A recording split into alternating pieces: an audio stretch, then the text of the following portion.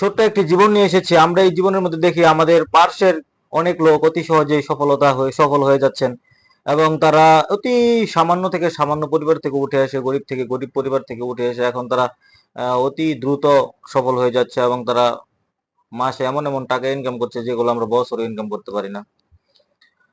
আল্লাহর হাবিব সাল্লাল্লাহু আলাইহি সাল্লাম এটাই হাদিসের মধ্যে বলেছেন, আন তারাল হুফাত আল উরাহ আল আলাতা রিয়া আশ-শাহ ইয়াতাতাওয়ালুনা ফিল বুনিয়ান। যে তুমি দেখবে শেষ জীবনে মানুষ অতি দ্রুত, যে তাদের পায়ে জুতা ছিল না, পরনে কাপড় ছিল না, এবং যারা ছিল রাখালের পাল, এরকম সাধারণ থেকে সাধারণ, নগ্ন থেকে নগ্ন লোক, তৃণমূল পর্যায়ের লোক, তারা অতি দ্রুত এমন এমন ধনী শ্রেণীর লোক হয়ে যাবে যে তারা দালান কোঠা নির্মাণের ব্যাপারে প্রতিযোগিতা করবে। তো বর্তমান টেকনোলজি এবং ইন্টারনেটের যুগ, এই যুগে অতি সহজে পুরো পৃথিবীর কাছে অতি সহজে নিজেকে পরিচিত করা যাচ্ছে। তো এই সুযোগ আমাদেরকে হাতছাড়া করা উচিত হবে না, এই সুযোগ আমাদেরকেও গ্রহণ করতে হবে।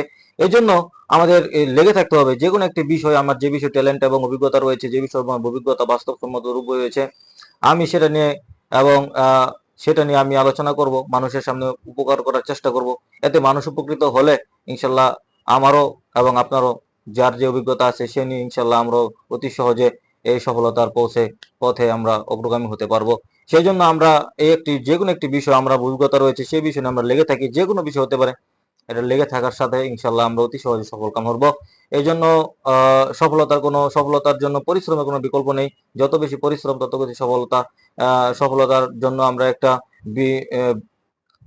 সম্রাট নেপোলিয়নের গল্প পড়তে পারি, যে তিনি তার সাম্রাজ্যকে 6 বার তিনি বিজয় হয়েছেন, পরাজিত হয়েছেন। পরবর্তীতে তিনি একটি মাকড় সাথে উদ্বুদ্ধ হয়ে তিনি আবার পুনরায় যুদ্ধ করে তিনি নিজের সাম্রাজ্যকে ফিরিয়ে নিয়ে আসতে পেরেছেন। তো এভাবে যদি আমরা একের পর এক লেগে থাকি, তাহলে সফলতা আমাদের পদচুম্বন করতে বাধ্য হবে ইনশাআল্লাহ।